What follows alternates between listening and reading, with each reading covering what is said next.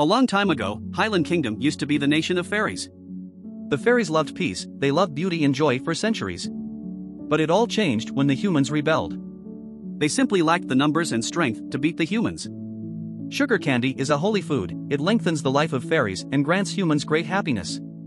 The ones who invented sugar candy are the fairies. They discovered how to get silver sugar from sugar apples, and then sugar candies are born. That's why candy crafters have to be nice to fairies and be their friends. Several years later, we see Ann grow up and was on her way to join the Royal Candy Fair. But his childhood friend tried to stop him and asked her to marry him. She called her short and weak, but he loves her. She then left him and went on her way. She bade her farewell and left in a hurry. She doesn't want to marry out of pity, she wants to go out in the world and live her dreams. In this scene, we see a fairy being beaten up. The old man explained he stole something from his owner, so that's how the situation came into. The owner then grabbed his wings and crushed them with his hands, and the fairy screams in pain and couldn't resist and helped the fairy out. She returned him his wings and he ran away saying he wouldn't thank humans for saving him. The man got angry at Ann and was about to hit her, but the crowd stopped the man saying he shouldn't go and hit children. Then he went away and went to the fairy market, and there she saw a lot of fairies for sale. She was looking for a warrior fairy. After heading her way to the tent, she saw a black fairy. She was frozen seeing how beautiful the fairy was. She has never seen a fairy like him. The fairy then called her a scarecrow and retorted saying what a rude fairy he was. An old man came by, telling her sorry for the rude fairy, and then told him that no one would buy such a rude fairy, to which he retorted that it was a warrior fairy, and it even killed 3 hunters just to capture it alive. The fairy was very skilled and asked if there were other fairies aside from him. But it seems he is the only fairy in the shop. The fairy told him to stop dilly-dallying and just buy him. The old man was shocked to hear this and asked if the fairy got in love at first sight, in which the fairy told him he would never love a filthy human. The merchant proceeded to grab his wings and crushed it, giving pain to the fairy. And couldn't bear the look of him being in pain, he paid the merchant and bought the fairy. The merchant gave Ann his wings, which was his heart. After bidding farewell, the fairy said he'd come back someday to take the merchant's life, and explained to the fairy that she is heading to Lewiston and she wants him to protect her as her bodyguard, and asked what his name was, and the fairy introduced himself as Fen Shall. Annie decided to call him Shall as his name is long, and promises him that once they arrive in Lewiston she will free him. Shall then called Annie naive, that she wants to be friends with a fairy. She said it was her mom's dream that fairies and humans become friends. Shall insulted her mom that they both have scarecrow brain, and Ann got angry. Shall told Annie that she was the most idiotic human he ever met. She brushed it off and continued moving down the road. Shall stared at Annie, seems like he saw something in her, and pretended to look away when Annie looked. They reached the bloody highway, which beasts and bandits were present. Annie then exclaimed that's why she bought him, to protect her. Night came, and we see Annie offering food and drinks to Shall. As she stared at his wings, she didn't notice she was approaching to try to touch it. Shall got angry that she couldn't. She was having a dream about her mom, then suddenly woke up and see Shall on top of her. She panicked and moved away. She was doubting Shall that he tried to take his wings. She said he was a bad friend, then he told him that why should he call him a friend when she has his heart to threaten him with. Annie apologized and told him she is now serious and rolled into a sushi. Shall was telling himself that it was fine at the moment and waiting is not a problem. He could endure longer, then suddenly Annie's scent reminded him of a silver sugar fairy Liz. The next day, they went on their way to Lewiston. Suddenly Shall told him to stop as he spotted bandits. Annie told Shall to get rid of them and protect her. Shall exclaimed to Annie that she should order him, but she didn't want to.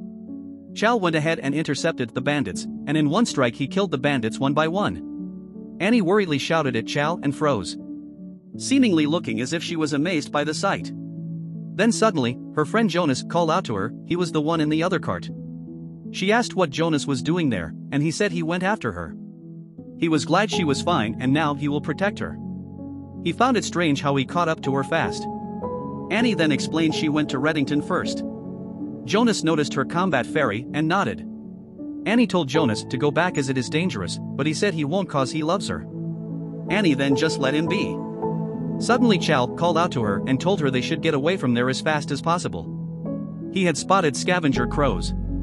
It seems if the crows are present, the wolves are coming. He then told Jonas again to go home, but he still stayed. Annie then asked Shall if anything were to happen to Jonas that he would protect him. Evening came and they arrived at the lodge. As they were having dinner, Annie found herself staring again at Chal's wings. Remembering what had happened before when he got angry, she backed off. He then went to Jonas's carriage to give him food, to which a fairy greeted her and told her that Jonas is resting. Her name is Kathy. She said Jonas wouldn't like cheap stuff like this, but Annie insisted. He also offered some to Chal, and he accepted it. He told her he was surprised how she offered her some before eating some herself, and she told him that isn't it normal when you're cooking for your friends you give them food first? Annie forgot the spoon, so she went to grab one, but as she returned she was shocked to see the soup going away. It seems fairies eat by absorbing the food by placing their hand on it. They couldn't taste it at all since they are just absorbing it. But there is one thing that they can taste, and it is silver sugar. Annie asked if he likes silver sugar, and he said he doesn't hate it. Annie went and boasted about her mom, then went to her carriage and make one for Chal. But suddenly the door made a noise. It seems like there was something inside the carriage. He asked Chal for help, but he said if it wasn't an order he wouldn't help. So Annie checked the carriage out herself. A fairy suddenly jumped out and she smacked it with a bat. It was the fairy she met earlier, and his name was Mithril Lidpod. He came back to repay his debt to her. But Annie said he doesn't need to repay her anything. But he retorted that if she didn't let him repay his debt he will follow her even to hell. Annie, tired of everything that had just happened, apologized to Chal and told him he'll make the candy tomorrow night instead. And asked him not to steal his wings. The next day, they looked as if they weren't able to sleep. Chal wanted to throw the fairy out, but Annie just said he'll just come back even if they threw him away. Here comes Lover Boy, trying to flirt with all his might. But Annie rejects him completely. But surrendered and told him he can come with her to Winston and warned him it's going to be dangerous. Evening came and Annie introduced Jonas and Kathy to Chal. But Chal just ran his foul mouth and Annie apologized to Jonas. Jonas then asked how about the little blue guy, and he introduced himself as Mithril and told Jonas to call him Lord Mithril. Annie apologized and told the two to stop being rude. Afterward they proceed with eating dinner. Jonas had a lavish meal, while Annie was preparing her soup. Kathy mocked Annie's cooking, so Jonas got mad at her place and told her to disappear, where she turned invisible. The next day, Annie asked Mithril what his abilities were. And he explained to her that fairies materialize from condensed stuff, and he came from a water droplet, while Chal from obsidian. Based on where they came from, that's what their abilities are. Chal can make sharp objects, while Mithril can make, well, droplets. Suddenly wild crows have appeared in the sky. Chal said it could be dangerous, because if these scavenger crows couldn't find something to eat, they will start attacking the living and eat them alive. Annie ordered Chal to defend them from the crows. Chal ordered them to hide in their carriage as he took care of the job. Annie was worried, but Mithril assured her that it would be fine as Chal is made from obsidian and he won't be damaged at all.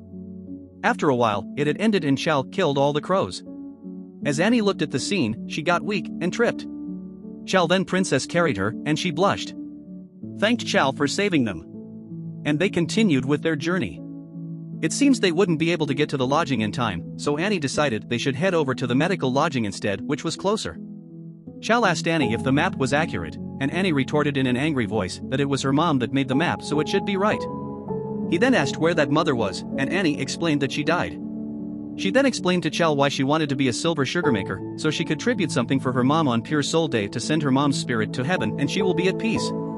They seem to have arrived just on time before the medical lodging closed. They were both given their own rooms with a bed. This is the end of the episode. If you like the video, don't forget to leave a like. Subscribe for more recap videos. Thanks for watching.